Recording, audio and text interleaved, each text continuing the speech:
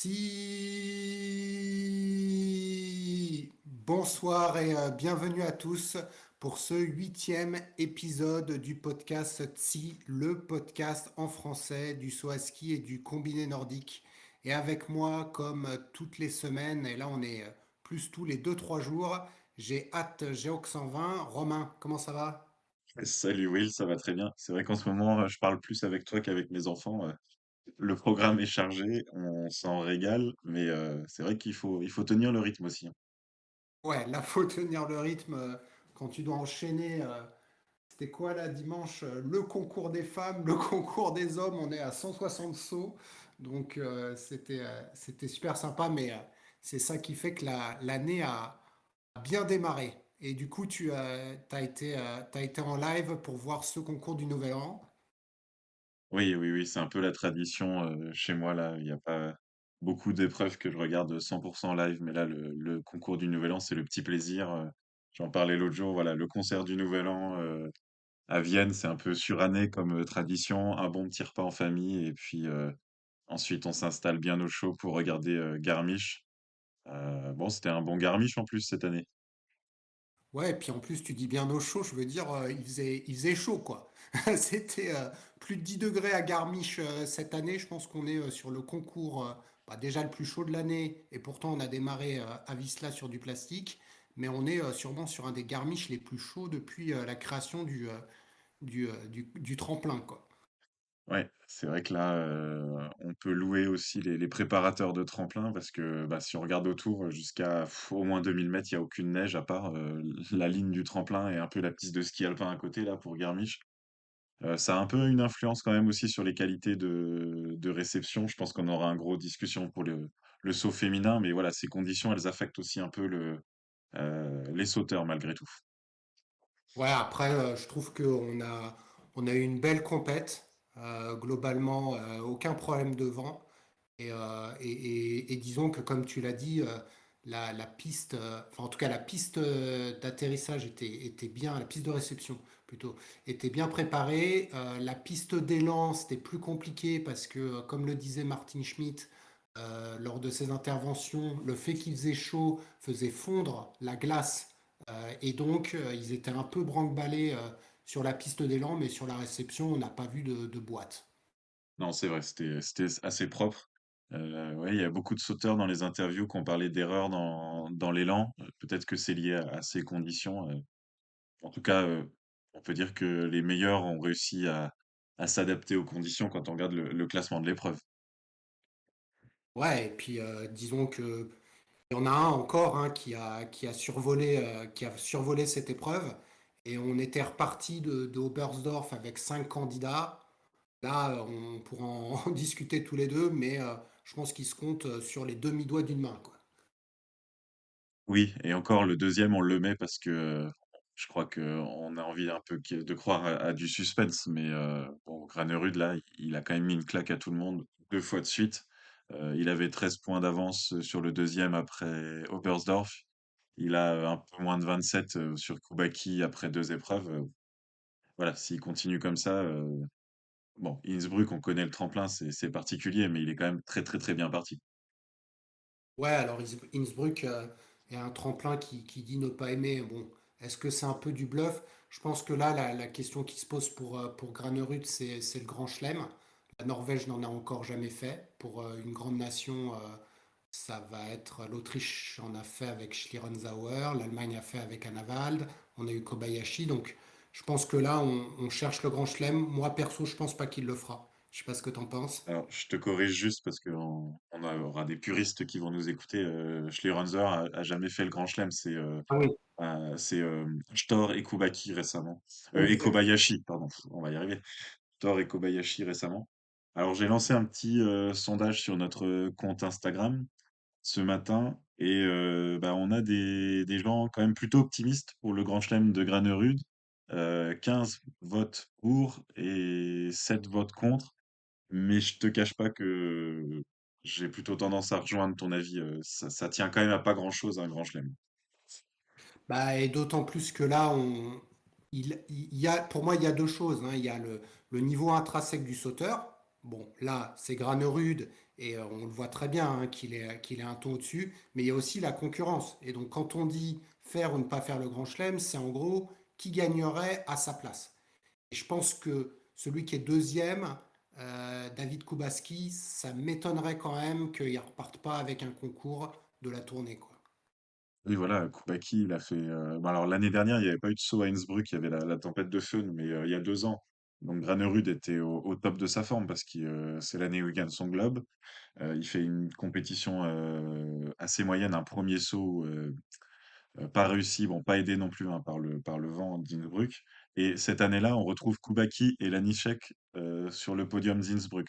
Donc cette année, on va avoir les trois mêmes finalement qui arrivent en favori à Innsbruck parce que bah, Lanišek il s'est bien repris après Oberstdorf, il fait deuxième à Garmisch. Donc on a ce top 3 là qui arrive et maintenant bien malin savoir lequel des trois va gagner, quoi. Et moi, je vais te donner des stats encore plus détaillées pour Granerud.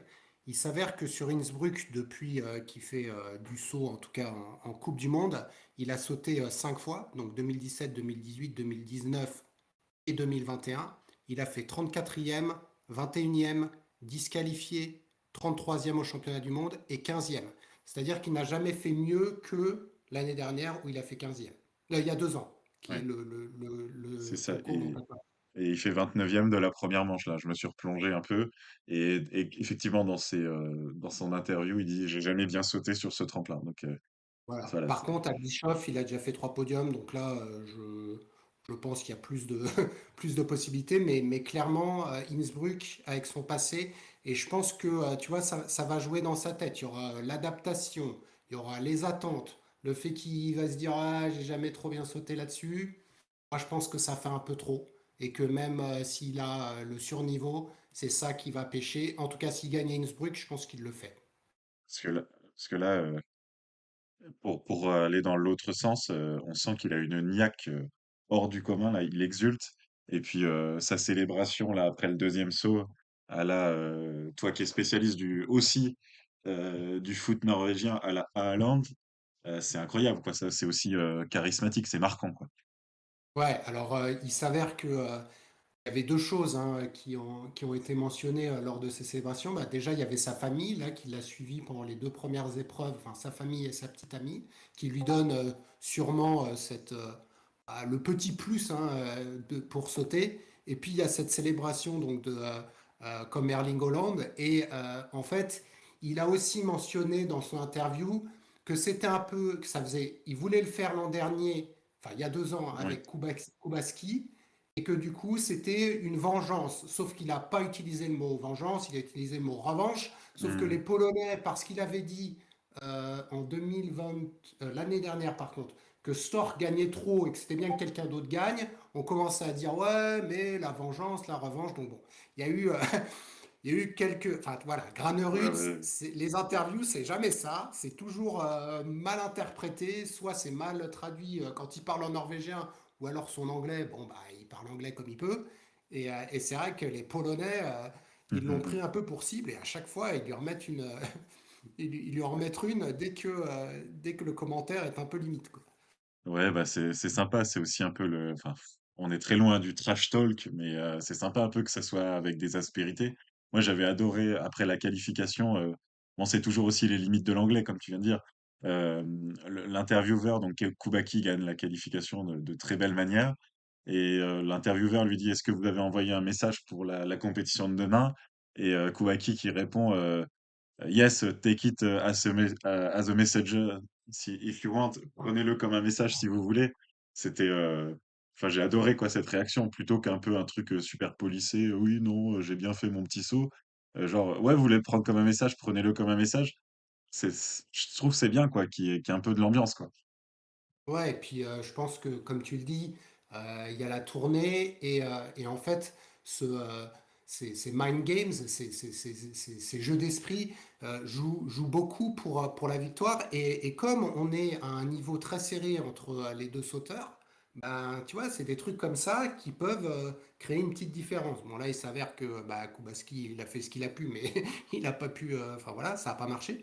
Mais on voit que lui, et c'est pour ça que moi, et puis toi, j'imagine aussi un peu, on se demande s'il va y avoir le grand chelem, parce que Kubaski, il est tellement proche, il a tellement progressé d'une année à une autre. Et ce que je trouve très fort chez Kubaski, c'est qu'il corrige très vite. Il avait fait un mauvais première manche, une impulsion pas terrible, et tout de suite il l'a corrigé et son deuxième saut était bien meilleur. Et donc c'est ça qui peut aussi faire que lui, parce qu'il saute un peu mieux à Innsbruck, va se retrouver devant Granerud. Ouais, et pourtant Koubaki n'était pas le deuxième de l'épreuve, et c'était Lanišek retrouvé. On peut, voilà, l'accident de parcours, maintenant on peut en parler, parce que c'était pas une baisse de forme, c'était bien un accident de parcours à Oberstdorf. Lanišek, super fort, et on peut même regretter qu'il soit sorti de la partie du général après Oberstdorf, parce qu'on aurait eu une bataille à trois au lieu d'avoir un duel.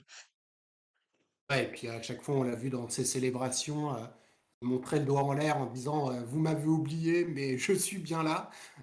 Mais c'est vrai que bah voilà, la tournée, on le sait, tu rates, on parlera d'un autre prétendant à la tournée avant Garmisch, qui lui aussi malheureusement n'est plus en lice. Il suffit de rater un saut et là, tu n'es plus dedans. Mais c'est clair que la Nichek, moi j'en parlerai plus tard lorsqu'on parlera des sauts du week-end. Il a remontré en fait tout ce qu'on avait vu depuis le début de saison. Mm. Et comme tu dis, Oberstdorf, c'était un mini couac qui est dommage parce qu'il ne gagnerait pas la tournée, mais ça n'enlève en rien le fait que par contre, lui est un candidat pour le globe. Oui, clairement, il est dans la partie. Il est remonté là, Lanišek de la 10e à la 4e place au général en une seule épreuve, et on peut certainement envisager de le voir sur le podium du général. Donc on a enfin, ce top 3 dominant, et c'était d'autant plus dominant là sur l'épreuve de Garmisch que, en gros, bon, il y a quand même donc Granerud qui a 6 points d'avance sur Lanišek et 9 points sur Koubaki, et derrière, il y a 15 points entre le troisième et le quatrième. Il y a vraiment 2 divisions, quoi. Non, c'est ça, et clairement, on l'a vu sur les sauts de la première manche. Et c'était ces trois-là qui se sont dégagés du lot, et c'est les trois qui se dégageaient du lot aussi avant la tournée. Du coup, je dirais qu'on est revenu dans l'ordre des choses de la saison sur ce tremplin de Garmisch, et que les trois sauteurs sont les meilleurs de la saison, et du coup, les résultats montrent ça exactement. Oui, c'est ça, Granerud, il était 3e au potentiel, on va dire, parce qu'il faisait pas les perfs à la hauteur de ce qu'on pensait qu'il pouvait faire. Et donc là, maintenant, ça y est, il s'est mis au niveau des 2 autres, et on est bien parti, et c'est comme tu dis, il y a la tournée, et pour la course au globe, c'est relancé aussi, quoi, avec des dynamiques comme ça. Si tu veux bien, je vais t'interroger sur tes révélations, satisfactions, tu vois, comment on dit, de cette épreuve, on va dire en dehors de ce top 3. Bah écoute, il y a, moi, je reste sur un peu la même révélation qu'à Oberstdorf, mais je trouve que Andreas Wellinger est revenu au top niveau. Et ça me fait plaisir parce que j'adore ce sauteur et je continue à penser il est armé pour regagner un globe un jour. Et je trouve que une nouvelle fois de le retrouver aux avant-postes, bah, c'est génial. Et puis l'autre que j'ai trouvé plutôt enfin, une révélation par rapport à ce qu'il avait fait avant, j'ai bien aimé Timmy Zajc. J'ai bien aimé parce qu'il saute loin, parce que il était un peu plus en dedans l'an dernier aussi. Donc c'est un peu ses retours, tu vois, les Storch, Wellinger, Zajc. On les voit revenir et ça, moi, ça me fait plaisir. Et Alors, toi? là, c'est simple, tu viens de citer, 2 de mes, déceptions, comme quoi on a du débat dans le podcast. Je t'explique pourquoi. Wellinger, effectivement, c'est très sympa, et il est retour dans le top 10, donc évidemment que c'est appréciable, et puis en plus on voit qu'il est heureux, il y a quelque chose de positif qui sort de lui. Mais 8e, c'est le meilleur Allemand, et il a plus aucune chance de gagner la tournée. Alors c'est sûr, c'était pas lui qu'on citait en premier, et j'avais mis un peu déception plus allemande en général, parce que Geiger 11e, bah, il avait fait voilà, il avait fait des bonnes choses à Oberstdorf et puis voilà, voilà, il est sorti de la course à la tournée. Willinger et Geiger, ils sont 5 et 6 et ça sera certainement pas loin de leur classement final. Et Jamie Zajc, pas pour son résultat de Garmisch, de l'épreuve, mais pour l'écart entre la qualif et l'épreuve. Il fait deuxième de Mhm. la qualif d'Oberstdorf, il fait 18e de l'épreuve, il fait troisième de la qualif de Garmisch, il fait 14e de l'épreuve. Du coup, il y a un côté un peu frustrant, quoi. Ben ça, c'est sûr. Après, moi, je l'ai mis là parce que je trouve qu'il saute bien. Mais clairement, c'est exactement ce que tu dis. C'est-à-dire qu'il devrait être largement plus haut. Parce que quand tu es aussi bon en qualification, bah, de subir un peu la pression lors des concours, c'est dommage. Et en effet, c'est frustrant. Par contre, c'est peut-être quelqu'un qu'on va revoir s'il y a un peu moins de pression sur des tremplins qu'il affectionne un peu plus tard dans l'année, tu vois. Je serais Oui. pas surpris que Timisage continue à et pointer son nez dans le top 10 régulièrement dans plusieurs compétitions, ça me surprendrait pas. Mais je suis d'accord avec toi sur l'écart entre la qualification et le concours.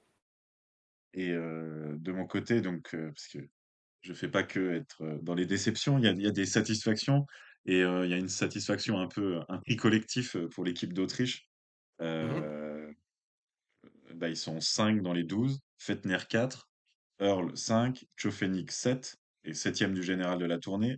Heibach 10e, voilà, il participe à l'effort collectif. Et Leitner 12e, Leitner qui était un peu dans les... voilà, il n'avait pas eu de chance du tout dans le vent d'Oberstdorf, sinon il aurait été dans les points. Il prouve là un peu je pense, son réel niveau du moment. Et ça fait un résultat collectif assez magnifique. À un sauteur près, je pense qu'on va en parler.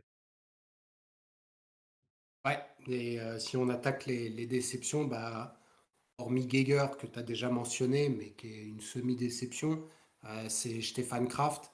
Alors, il s'avère que Kraft, c'est un peu.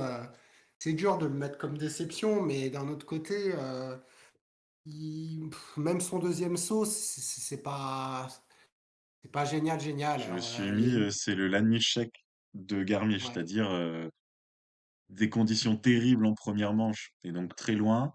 Et bizarrement, Mm. au deuxième saut, où bon, il n'a pas des bonnes conditions non plus, il faut regarder les compensations, mais il a dans les moins bonnes, mais elles sont moins mauvaises. Et je sais pas, comme s'il manquait les quelques pourcents de Niak à cause du résultat de la première manche, quoi. Ouais, mais même pas, parce qu'en fait, il avait pas bien sauté en qualif non plus. Donc, je pense il y a eu pas mal de débats sur le premier saut, parce qu'en effet, il part, le chrono, il est à 35. Donc, normalement, on doit mettre drapeau rouge et on doit le remettre, il doit descendre de la barre. Il s'avère que, je sais pas si c'est Videozeul ou, enfin, en tout cas, il part. Et oui, il se rate. Mais en fait, est-ce qu'il aurait fait beaucoup mieux? Moi, j'en sais rien. Parce que, comme tu le dis, 22e de la première manche, bah d'accord. Mais deuxième manche, il a eu des conditions un peu comme les autres. Il fait 17. Et en qualif, il n'était pas génial. Donc pour moi, Kraft, je l'avais mis comme une déception. Et je pense que même s'il avait sauté dans des conditions correctes de la première manche, ça n'aurait pas changé fondamentalement son résultat et il aurait terminé peut-être 12-13e quoi. Oui, voilà, je pense qu'il aurait pas été dans le trio magique. J'ai vu qu'il y a Funaki qui est arrivé sur le chat, donc bonsoir. Et si tu es au courant, parce que je crois avoir vu passer un tweet de Funaki où il parlait de la règle par rapport au feu rouge.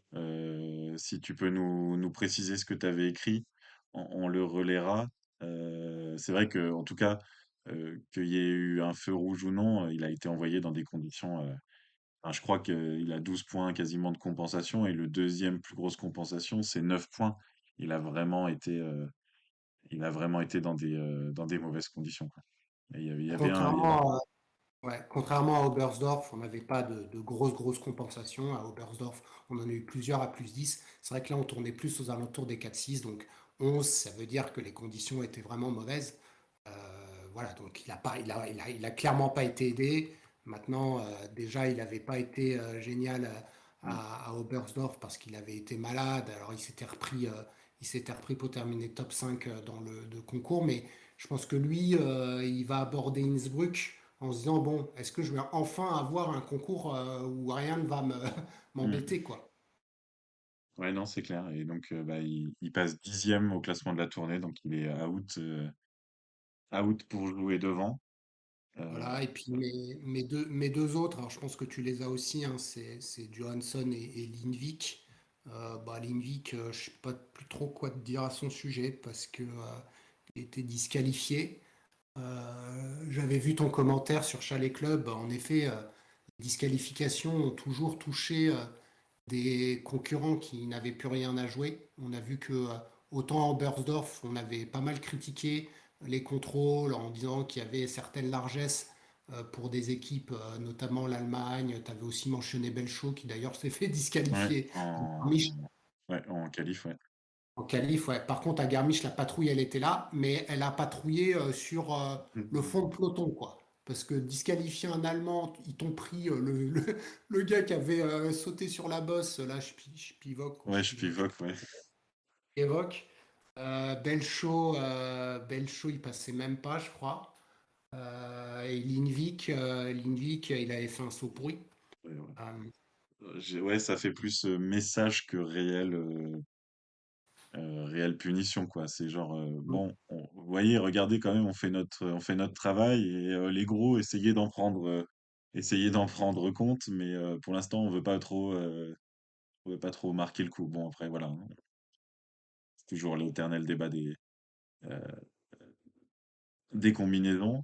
Moi, je m'étais noté en satisfaction, on va pas en faire des tonnes, mais Philippe Raimond, bah, finalement, en deux épreuves, il a confirmé sa première épreuve assez sympathique d'Oberstdorf. Il fait 15e et c'est toujours le troisième allemand. Et mhm. il y a un nouveau meilleur résultat en carrière pour un jeune Finlandais, là, Vilo Palosari. Donc voilà, il est jeune, hein, 2004, très jeune même. Donc bah, c'est toujours agréable de voir dans cette nation sinistrée un nouveau nom pointé en espérant qu'il y en aura d'autres, quoi. Ouais, non, vraiment très bon ce jeune Finlandais. Comme d'ailleurs le Norvégien qui est juste derrière, là, Christopher Eriksen Sundal, on l'a déjà mentionné plusieurs fois. C'est vraiment des jeunes là, nés après 2001 qui, qui résistent à la pression lors de grosses épreuves. Donc moi aussi, c'est vrai que de revoir un Finlandais au haut niveau, ça fait longtemps parce que anti-alto, c'est pas ça, quoi. Enfin, je veux dire, je considère pas qu'anti-alto a fait disparaître la misère finlandaise depuis qu'on a eu les belles années là, avec les Atamaiki, Koivuanta, Onen, hein, tout ça, quoi. Alors, il y a Funaki qui dit que Kraft et Garmisch, c'est compliqué. Déjà, il n'aime pas ce tremplin, un seul top 5 dans sa carrière seulement. En plus, il n'a pas de chance. Donc, je pense que Funaki confirme hein, ce qu'on disait. C'est-à-dire que Kraft, il aurait pas fait beaucoup mieux. Et en plus, il a pas eu de chance là, ça, entre la maladie à Oberstdorf et là. Donc, avoir Kraft à Innsbruck. Oui, c'est ça. Donc c'est amusant hein, parce que on disait l'autre jour avec Gabriel en présentation que Kraft était très très bon à Oberstdorf. Et voilà, on voit toute l'importance du profil. Ce n'est pas les mêmes tremplins et ça se ressent sur des sauteurs comme ça où capable d'être quasiment toujours sur le podium à Oberstdorf et finalement 2 jours après, jamais dans le top 5 quoi. Donc c'est la spécificité de la tremplin, c'est ce qui fait de la tournée des 4 tremplins, c'est ce qui fait aussi sa beauté.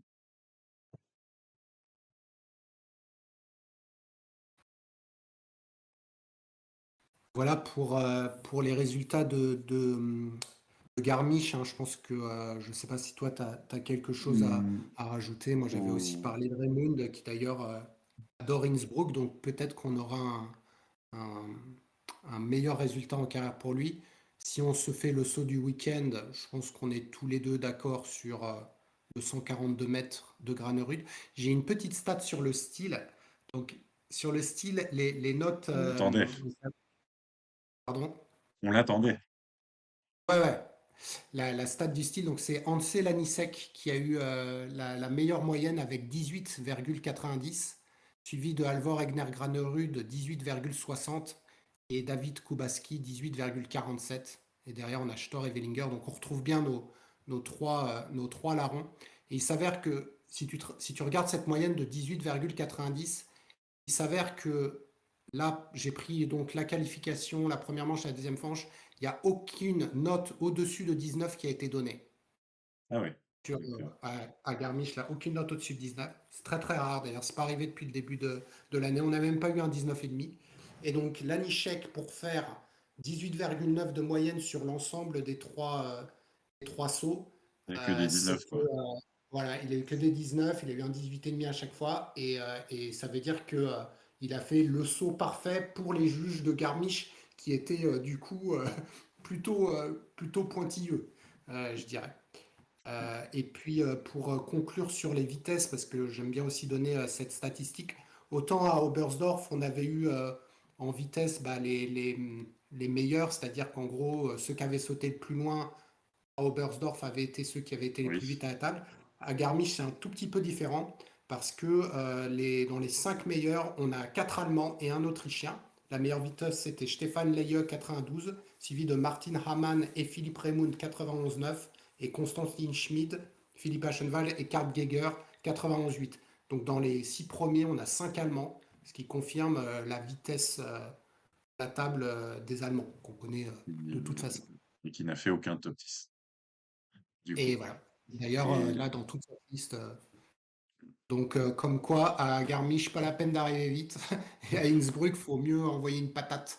Pardon, à Oberstdorf, une bonne patate à la table était plus intéressant. Donc ça, je trouve que mettre ceci en image de ce qui est dit par Gabriel, ça montre vraiment qu'il y a ces spécificités de tremplin qui sont très intéressantes et qui demandent à chaque sauteur de s'adapter. Et donc, quand on dit qu'un sauteur n'aime pas tel ou tel tremplin, ça remet en aucune cause sa valeur intrinsèque. C'est juste qu'il y a des timings, il y a des profils. On voit que Geiger, bah là, la vitesse, ça ne suffit pas à Garmisch, à Oberstdorf, ça l'est plus. Et c'est ça qui fait qu'on peut avoir quelques résultats en dents de scie chez certains sauteurs. du coup, là, la stat un peu sur Kraft qui n'est pas bon de façon récurrente à Garmisch, ça peut être un petit motif d'inquiétude pour Granerud. On reboucle avec ce qu'on disait au début, où lui, il est pas très en confiance à Innsbruck, donc on a vraiment hâte de voir ce que ça va donner. Je voulais finir par la petite stat rituelle de la tournée. Donc on a 23 sauteurs qui ont fait 4 sauts. Ouais. Donc un peu les derniers, finalement, comme ça on les cite au moins une fois, c'est Pavel Vasek, il est 20e, Aschenwald 21e, Zundal 22e, et donc c'est Konstantin Schmidt qui clôt le groupe des 4 sauts. Et Et finalement, du coup, est-ce qu'on en a un qui a fait moins de sauts, mais qui a quand même dépassé des gars qui ont fait tous les sauts? Pas encore, hein. non, pas encore, là, il y a quasiment 100 points d'écart entre Schmid et Leitner. Donc Leitner, le premier des 3 sauts. Ok. Normal, hein, on sentait qu'il était, voilà, dans l'esprit, c'est peut-être le seul qui aurait dû être avec les autres à 4 sauts, et ça s'est pas fait. Non, non, pas encore. Je suis pas sûr que ça arrive souvent. Moi, j'arrive assez facilement là, tous les ans, je regarde. C'est assez facile de voir ceux qui ont fait 8 sauts. Il y a toujours un écart à part. Par exemple, si c'est Granerud, tu vois, qui fait qu'un seul saut à Innsbruck, euh, et qui fait les deux à Bischoff, il sera devant certains. Mais dans les Il sauteurs un faut peu vraiment. normaux, tu vois, non, on va retrouver, s'il y a 17 sauteurs qui ont fait les 8 sauts, logiquement, ça devrait être les 17 meilleurs. D'accord. Bah, c'est intéressant. Donc, ouais, on en a 23 et du coup, on en aura une petite vingtaine, je pense, en attaquant Bischoff. Et Ouais. si on n'a pas de chance, on en aura 15. Voilà, c'est ça. Et donc, du coup, direction Innsbruck, bah, dès ce mardi 3 janvier pour la qualification, et donc l'épreuve mercredi 4, les deux donc à 13h30. Et on va reprendre une expression que j'ai entendue sur un podcast allemand, Innsbruck, le tremplin du destin, parce que voilà, il se passe tout le temps des choses à Innsbruck, donc on a hâte de voir ça. Super. Eh ben, passons aux femmes, puisqu'on avait cette année l'équivalent de la tournée féminine, le Sylvester Tournament, qui lui par contre se terminait le jour du concours de Garmisch. Les femmes qui étaient donc qui ont fait deux sauts à Villars qu'on avait débriefé lors de l'épreuve d'Oberstdorf et donc deux sauts à Ljubno à la frontière slovène pour clôturer ce Sylvester Tournament, la tournée de la Saint-Sylvestre. Et je pense qu'on peut commencer par celle qui a gagné cette tournée de la Saint-Sylvestre. Oui, donc sans surprise, après les 2 épreuves de Villars, c'est, Eva Pinkeng qui a confirmé, finalement sa domination, sur cette période et aussi sur ce type de tremplin. Elle gagne très largement devant, Anna Odin-Ström, donc de 26 points. Mais finalement, la petite pointe peut-être de déception, c'est qu'elle rate de même pas un point le Grand Chelem. Elle n'a pas gagné la troisième épreuve, c'est Ström justement qui l'a remporté.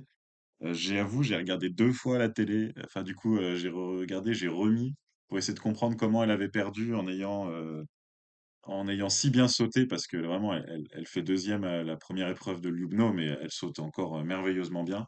C'est Mhm. Strome qui a réussi une grosse perf dans un vent, plus fort de dos. Mais voilà, Picanig, c'était la grosse performeuse, elle prend, aussi il y a le général de la coupe du monde, elle prend 380 points en 4 épreuves, elle s'est envolée.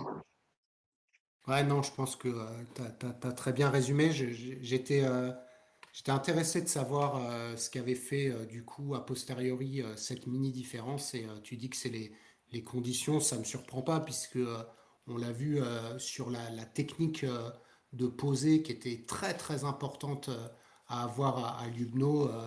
Pilkening posait beaucoup mieux que les autres. Anna Odinström posait bien aussi, hein, mais ça m'aurait étonné que ce soit sur le style. Donc oui, sur les conditions, bah, disons que c'est vraiment dommage parce elle passe quand même très très près là. Ouais, ouais, il y a quand même un poil de style aussi, hein. Elle prend un tout petit peu moins de points que Ström. Il y a un saut quand même où Ström, elle monte à 54,5. Donc toi qui as l'habitude, c'était du coup 1,18 de 18,5. C'est des notes remarquables dans le saut féminin. Euh, voilà, bah, en tout cas, Ström, c'était sa première victoire en carrière. Et finalement, c'est l'autre grosse performance de cette tournée. Une victoire, donc deux deuxièmes places. Elle remonte au troisième rang du général grâce aux 300 points qu'elle a pris sur ces 4 épreuves. C'est aussi un peu la révélation, parce qu'on la voyait bien, hein, elle sautait déjà très bien. Je crois qu'elle avait fait podium aussi à Lillehammer sur le grand tremplin. Et là, elle était à la bagarre tous les jours avec Nick. Donc c'était une grosse révélation. Ouais, et puis Strom, je trouve elle a vraiment bien mesuré en fait la puissance à mettre pour faire des sauts sans se mettre en difficulté sur la posée. Parce Mm. que c'est ça aussi qui fait qu'elle dépasse bah, notamment deux filles dont on va parler, Selina Freitag et Alexandra Lutit, qui sautent beaucoup plus loin, ou même Sarah Takanashi, qui sautent plus loin qu'elle Ah à bah, si tu veux Lugno. ouvrir le dossier maintenant, il est prêt, je suis dans les Bah, starting on blocks. peut l'ouvrir parce que ouais, je sais que tu es prêt parce que je pense que il y a, c'est assez rare où celles qui vont le plus loin, du coup là on pouvait pas atterrir loin en fait au-delà du point K, ça passait pas. Sauf pour Pinkhanig et Ström en plus, il y avait cette caméra là à Lugno, un peu d'en bas à côté là, qui donnait une bonne idée des conditions de pose.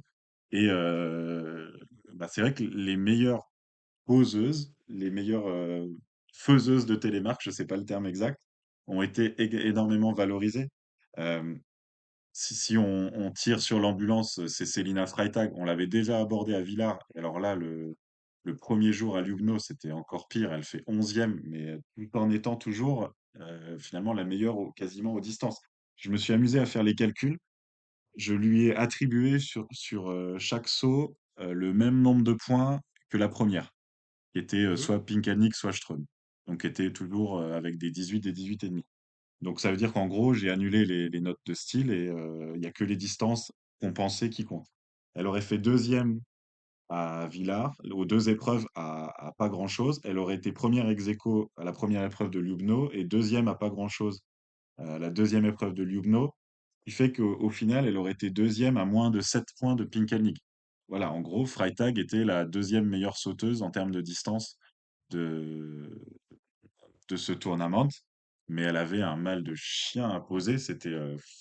Ça faisait peur pour elle, quoi, même à la fin, parce que on savait qu'elle allait faire un long saut et que ça allait être dur à poser, quoi. Elle a des notes, par exemple, le 1er jour à Ljubno, elle a des 12, 13,5, 14. Quand elle réussissait un 15, c'était quasiment un saut réussi. Et puis, par bonheur, elle s'est quand même reprise le dernier jour. On peut dire que c'est une happy end cette histoire parce que elle finit quand même par monter sur le podium le dernier jour, grâce à des sauts, mais beaucoup moins loin, quoi. 88,5, elle était aux alentours enfin, en tout cas, elle était un peu plus loin que le point K, mais pas beaucoup plus. Et là, elle a réussi à avoir des télémarques, à avoir des 17, des 17,5. Et Mais d'ailleurs, tu le vois sur les coach requests, mmh, hein. Le coach, il a compris direct, hein. Les 2 jours, il a baissé la plateforme. sauf Et que, le deuxième jour, ouais, malheureusement, 88,5, ça suffit pas. Et du coup, elle récupère pas les non, c'est ça. 4, c'est ça. Et donc, ça lui coûte la deuxième place, quoi. Ça lui coûte la deuxième place, mais heureusement, elle sauve le podium. Parce que là, quand même, là, ça aurait été le pompon qu'elle n'ait pas le podium parce qu'elle n'a pas récupéré les points de la coach request. Donc, on a fini par Ouais, voir Selina Freitag sourire. Tant mieux pour elle, hein. C'est aussi, pour nous, c'est bien d'avoir une sauteuse de plus qui performe. Mais il y a un gros sujet télémarque. L'outil, c'est un peu le même topo. Donc, la Canadienne qui avait performé à Villars, elle a eu vraiment plus de mal à la poser à Ljubno. Elle tombe, malheureusement pour elle, sur la première épreuve. Et le dernier jour, elle fait quatrième, mais pareil, à pas grand-chose. Et c'est encore les notes de style qui la pénalisent, quoi. Donc, bah là, et c'est... il y a 8 points, hein, Ouais, entre les 48 et les 52. Et du coup, 245 plus 8, ça fait 253. Je pense que Anna Odinström, quand elle a regardé la fiche de résultat, elle s'est dit, wow, j'ai eu du bol, là. Parce qu'elle bah, où faisait. j'ai été bonne, quoi. J'ai juste été bonne. Ouais. Là, il y a eu une grosse... et on peut en parler pour plein d'autres sauteuses. Il y a vraiment eu... en fait, à Ljubno, surtout le premier jour, il y avait beaucoup d'élan, la plateforme 19 ou 18. Et les Mm. sauteuses en vente d'eau arrivaient de très haut. Et, euh, et ça avait vraiment des grosses difficultés. Takanashi, qui a quand même bien sauté, a eu beaucoup de mal à poser. À Euh, Takanashi, là, elle aurait dû faire. Il y avait des coach requests qui auraient dû être faits, là, de sauter de la 19 et de se télescoper à 93,50. Ils auraient dû aller à la 17. Elle les faisait, hein, les 88, hein. et j'ai regardé un peu les 18, donc qui est un peu la note. Bon, c'est 18,5 en général, la note maxi. On va savoir pourquoi, hein, d'ailleurs, chez les femmes, en tout cas sur ces épreuves. Mm. Voilà, par exemple, le première épreuve, euh, c'est les quatre premières qui ont des 18, quoi. Il fallait vraiment, c'est un tout petit tremplin, il fallait avoir des bonnes notes, des 18, des 18,5 pour monter sur le podium. Grosse valorisation des bonnes posées, et tant mieux comme ça. Et d'ailleurs, on peut aussi tirer un coup de chapeau à nos Françaises qui font des très beaux télémarques. Et par exemple, Julia Claire, le premier jour, elle est 22e et elle arrive à attraper un 18. Donc ça veut dire que, alors que souvent les juges ont du mal à monter, hein, dans les sauts qui sont un petit peu moins longs que la tête. Donc on a une très grosse qualité de télémarque chez les Françaises et ça les aidera peut-être au moment d'aller chercher des podiums un peu plus tard dans la saison. Ouais, et puis pour Julia Claire, elle reste encore dans la course pour le top 15 de Vikersund. Panier, elle y est largement et elle y est d'autant plus qu'il y a eu des blessures et notamment, je pense que Mm, puisque tu parles de la piste de réception, on a Bogataj qui s'est fait les croisés du genou gauche et qui mm. pourrait, alors c'est encore tôt, hein, pour le dire, mais qui pourrait mettre un terme à sa carrière. Ah ouais. Et chez les Slovènes, c'est un gros coup dur parce qu'on n'a plus que, entre guillemets, Klinec, Krishnar, qui sont au top, alors qu'avant il y avait Bogataj, qu'il y avait, je ne sais plus comment elle s'appelait, là, Euh, Rogel et Bresson, je crois, mm. qui avaient, qui avaient elles aussi pris leur retraite. Donc c'est vrai qu'on a pas mal de genoux là qui traîne entre Westman, Gvandal, maintenant Bogatage, et ça libère 3 places pour Vikersund, et il faut que Julia Claire en profite. Je pense que malheureusement pour elle, l'Outit, si elle continue comme ça, va choper une des 15 places. Mais moi, quand je regarde les niveaux, elle est encore un cran en dessous. Mais elle est dans les 5 là, pour se battre avec Maruyama, Ruprecht, Björset, Reich, Seto, Lundby, bah, il faudra voir ce qu'elle donne. Gerlich et peut-être Lara Malsiner, parce qu'elle a un peu mieux sauté hier. Donc ce sera intéressant d'avoir Claire. Moi, je pense que ce sera qu'elle le fera pas, mais qu'est-ce Bah, que en t'en fait, penses toi? il y avait eu, au début de saison, il y a eu un gros flou là par rapport à Vikersund. Et la règle finale, c'est les 15 premières du ROR qui Ah, du sauteront sur. Roer. Ouais. Donc ça veut dire Bon, qu'aujourd'hui, on se projette, mais on regarde un peu les dynamiques, mais ça sera les 15 premières du ROR. Et toutes les épreuves du ROR sont sur des grands tremplins. Donc, d'accord. Ah bah, ça change. donc ça veut dire que ça sera les sauteuses en forme, en gros, une semaine avant Vikersund, qui sauteront Ouais. avant Vikersund. Et donc, sur des grands tremplins. Donc, moi, pour le coup, je suis optimiste pour les Françaises, parce D'accord. qu'avec leur profil de saut de grands tremplins, bah, si on garde les formes actuelles, je pense que ça peut le faire. Et d'ailleurs, on avait été Mhm. un petit peu pessimiste après Villars. Moi, on avait essayé, Et on avait, voilà, s'était dit, voilà, là, bah, Lugno, c'est le même type de tremplin. Et finalement, on a eu des résultats. Donc, Joséphine Panier qui fait 13e, 11e. Donc, ouais. bah, elle remonte finalement un peu dans ses classiques de la saison, quelle que soit la taille du tremplin. Et on l'a dit, Julia qui fait 22e, 21e. Et toutes les deux ont réussi les 8 sauts de la tournée, parce qu'il y avait aussi cet enjeu-là, 17e et 21e. Donc, bah, dans un sens, c'est une tournée qui est quand même assez réussie. Quand Ouais, on puis fait 8 ça sauts sur donne une tournée, voilà, il y avait des duels qui étaient du coup pas toujours faciles parce que c'était toujours dans ces places un peu du milieu. Et elles s'en sont toujours sorties, donc félicitations. Et on avait l'autre sauteuse au profil un peu voleur qui s'était vraiment craché à Villars, c'est Silly Opset qui s'est un peu reprise aussi à Lugno qui fait 12 et 19, donc c'est encore très loin de la tête. Mais voilà, peut-être que le tremplin de Lugno, assez aérien, malgré sa petite taille, permettait à des sauteuses au profil de voleuses de bien se distinguer, quoi. En tout cas, de revenir un peu dans la partie. Mm. Mais enfin, juste pour finir sur les Françaises, en plus, elles ont eu une mini dégringolade en deuxième manche à chaque fois, parce qu'elles étaient encore mieux Mm, classées à la première manche. Mais je suis d'accord avec toi on avait vraiment tiré dessus après Villars, et il s'avère qu'on connaissait pas assez le profil de Lugno. D'ailleurs, on l'avait dit, hein, on connaît pas, mm, connaît pas Lugno, maintenant on le connaît beaucoup mieux, et on pourra être plus pertinent. Et c'est vrai qu'on a vu comme ça des écarts, et on a le cas par exemple de Marita Kramer, qui avait été pas mauvaise à Villars, et qui à Lugno est beaucoup plus loin, ou mm. Anna Odinström qui, elle, a été vraiment meilleure à Lugno qu'à Villars, même si Elle était elle déjà était, bonne. Ouais. elle était déjà bonne. Et puis on a celles qui ont réussi sur les deux tremplins, donc hormis Pickelning dont on a parlé, ou Selina Freitag, bah déjà il y a Sarah Takanashi qui je pense se rapproche d'un podium, et puis il y a Anna Ruprecht qui pour Mm. moi, franchement là, elle est sur ses meilleurs week-ends. Il y a Yuka Seto aussi qui a fait un de ses meilleurs week-ends, il y a Luisa Gorlich qui a fait son meilleur week-end, il y a Lara Malsiner qui a fait son meilleur week-end, Daniela Aralambi qui a fait son meilleur week-end. Donc on commence à avoir cette densité hein, qu'on a souvent mentionné dans le saut féminin. Et c'est vrai que là, bah, en plus avec la blessure de Bogatay, je pense que le globe va maintenant se limiter. Je ne sais pas si tu as le classement de Oui, la Coupe du Monde dans un de ouais, tes ouais. onglets, mais comme tu l'as dit, je pense que là, Pickelning a vraiment mis une belle avance sur Altaos. Il y a encore Ström, mais après, quand même, l'écart commence à se creuser, hein. Ouais, voilà, bah, Sapporo, les 2 prochaines épreuves, c'est des grands tremplins, donc on verra, parce que Pinkennig, c'est 2 moins bonnes perfs de la saison, bon, 3e et 7e, hein, donc c'est des moins bonnes Mm. perfs de haut niveau. C'était sur les grands tremplins, donc on verra si c'est une autre sauteuse qui décroche la timbale, on gardera peut-être du suspense.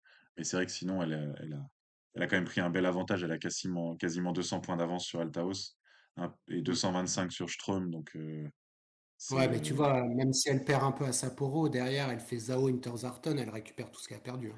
et puis Donc, ça va très vite, hein. Opset, elle était à 14 points avant cette tournée, elle est à 345 points maintenant. C'est terrible la dégringolade, quoi. ah Et bah elle, c'est clair qu'elle a, comme on l'avait mentionné à Villars, même si elle a été un peu meilleure, ça reste, c'est trop, trop peu de points pour pouvoir se battre pour le globe. non, en tout cas, on a, voilà, et comme tu dis, hein, la densité, c'est bah, c'est comme chez les hommes maintenant, un saut moyen. Altaos, qui fait partie des top sauteuses, un saut moyen, elle fait 14e, par exemple, le deuxième jour. Donc, il y a Mm. plus un matelas, peut-être à l'époque, un peu au début, Takanashi, ou la grande domination de Lunbu, où elles savaient qu'un mauvais saut, elles étaient troisième. Tu vois, aujourd'hui, ça marche plus. Un mauvais saut, t'es 15e, quoi. Même si t'es dans les meilleurs mondiaux. Exactement. Du coup, bah, les femmes, donc on va les retrouver le 7 et le 8 janvier à Sapporo. Et donc, il y a deux épreuves hommes avant Sapporo, c'est donc Innsbruck et Bischoff, qui sont les deux dernières épreuves de la tournée. Donc, les deux prochains épisodes seront consacrés à la clôture de cette tournée, mais on reprendra avec les femmes pour les premiers épisodes de janvier. Oui, assez rapidement, avec aussi le combiné qui revient à Hautepeu. En Estonie, je voulais aussi, dernière, si tu permets, dire un petit mot sur les Slovènes, parce que tu leur avais mis un petit coup de pression après Villars. Tu avais dit, C'est vrai. Klinek, à Ljubno, c'est ton tremplin, il faut que tu fasses le podium, et ça a failli marcher. Elle fait quatrième la première épreuve, mais ça n'a pas marché, et du coup, on a zéro podium euh, slovène à domicile à Ljubno, mais on a Krishnar quand même qui sauve la patrie en étant troisième du général. Bon, donc Pinek, qui est un peu plus loin, sixième, et qui a failli faire ce podium que voilà, coach en On lui motivation, ça avait a failli demandé. marcher. Voilà, Ça a failli marcher. ça a failli Non, marcher. Et puis, on avait 12 qualifiés. Je sais pas si tu as eu cette impression-là. Surtout le premier, on avait 12 qualifiés slovènes là, qui avaient sorti son groupe national. Donc, en gros, oui. j'avais l'impression un duel, c'était une sauteuse qu'on connaît contre une jeune slovène, quoi. Ah, surtout à la fin, ouais. J'ai eu aussi cette impression-là, là. Tous les dossards entre 40 et 50, là, c'était des jeunes Slovènes. Il y en a une là, qui est un peu sortie du lot, Komar, je crois qu'elle s'appelle. Oui, c'est ça, Et alors, il y a elle fait d'autres. 7 sauts, ouais.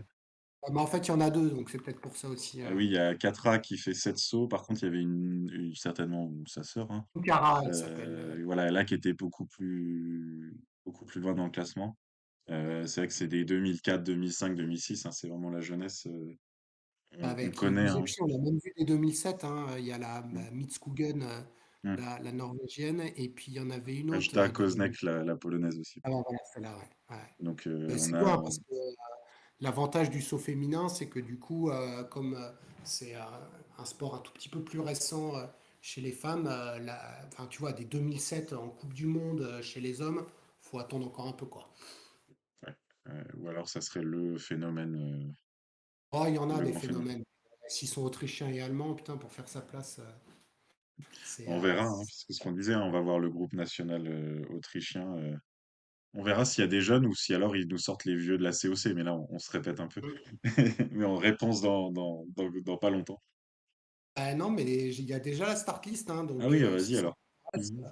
on va aller regarder qui est-ce qui a été promu pour. Voilà, on a la start list de la qualif, je vais te dire. Donc, nous aurons. Alors, oula. Alors, les dossards font que le premier, c'est Keiichi Sato qui va sauter, donc ça m'étonne. C'est-à-dire Ben, qu'il il n'y n'y a a pas de groupe pas, NAS. non, il y a pas le groupe national. Il n'y a pas le Oh là groupe là, national. Ici. la déception. Ouais, 60 sauteurs. 60 sauteurs seulement donc pour la Pourtant, qualif. c'est la tradition. Enfin, les Autrichiens, ils sortent toujours leur groupe national à Innsbruck. Écoute, ils ne l'ont pas fait. C'est, eh ben, écoutez, si on a l'information, on en parlera du pourquoi, parce que là, Ouais, je tombe des nues. je ne sais pas pourquoi non plus. Je ne sais pas pourquoi, mais non, ils n'y sont pas. Après, tous les autres, ils sont, hein. On a Leitner, on a Earl. Non, on a les mêmes sauteurs qu'à Garmisch, hormis le groupe allemand, qui a pas été donc remis, et puis il n'y a pas eu de changement dans l'équipe. Et je crois qu'il manque Nussiainen, qui avait été disqualifié. Alors, je sais pas, ou alors il n'a pas sauté. Je ne sais plus quel avait été son Oui, problème. je l'ai pas vu sauter, mais ouais, bah, du coup, c'est dommage, une qualif, on avait aussi ça à Oberstdorf. Une qualif à 60, bon, en plus, ça va vite fait, quoi, de sortir. Malheureusement pour eux, il y a quand même quelques sauteurs, on sait un peu d'avance que ça va être très difficile. Du coup, ça fait qu'il y a Mm, des sauteurs qui n'ont pas forcément le bon niveau Coupe du Monde, qui vont être dans les duels. Ça mm. perd un peu son charme, quoi. Ouais, parce que comme tu le dis, hein, je veux dire, les Daniel Cassina, Ouminov, Kalinichenko, Feldoréan, Marouziak, déjà ça en fait 5 là qui Mmh. sortent. Francesco Tchekon, Kevin Maltsev, le Turc aussi Bedir, pas sûr qu'il passe, donc on les a quasiment les 10, hein. Et ça veut Mmh. dire que tout le reste, ça passe quoi. Du coup, il va y Euh, avoir un Yunshiro Kobayashi qui est à côté de ses pompes, ouais. qui va certainement passer, et du coup, ça va faire un duel bah, où il y aura peu d'intérêt, peu de suspense, quoi. Alors Ouais. que s'il y Alors avait eu un jeune Autrichien qui vaut top 25-30, ça aurait été plus croustillant. il y a un sauteur qui n'a pas encore de points à la tournée. Quand je dis points, c'est qu'il a même pas passé la qualif alors qu'il avait beaucoup de points en Coupe du Monde. C'est Nico Kitosao. Alors, D'accord. il a sauté ou pas? Ça, je me demande, hein. Parce que il est Bah, attends, flagué je vais comme il regarder. aurait raté les deux. Il a sûrement raté les deux qualifs, lui. Alors que pourtant, il avait Non, été tout à attends, fait correct. Ça m'étonne, mais attends, je regarde ça. Kito Sao, ouais, il a raté la qualif à Garmisch. Il était ouais, 53e. ouais. Et ben, il Ouais. avait raté celle d'Oberstdorf aussi, donc je l'ai là, Nico Kitosao. Il avait fait 52e à Oberstdorf, donc il les a ratés de peu.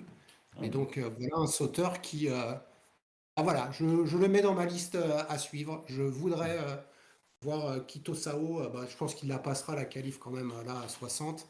Mais qu'il se fasse un petit duel là pour passer en finale, ce serait cool là, avec Vilo Palas. Pas, pas la Sohari, pas la Sohari. Palosae. Allo Palosari. Sari, Palosari. Palosari, parce qu'il y a deux A. On va s'entraîner exactement. pour l'épreuve, surtout À que son nom parce que lui, il va vraiment être correct. Allez, trêve ça, de plaisanterie. ça On marche. se retrouve pour le débrief de Innsbruck, sûrement et c'est même le 4 au soir, on le fera le soir même du concours, parce que Bischoff arrive juste derrière. Et puis donc demain, vous avez la qualif à 60 à Innsbruck avant le concours le lendemain. Exactement. Comme ça, on sort rapidement l'épisode. Le temps de l'écouter en introduction de l'épreuve suivante, dans le rythme effréné de la tournée. Donc, bah, merci Will. On se retrouve dans 2 jours. Et puis, donc, c'était l'épisode de Tsi, le podcast du saut et du combiné. À bientôt.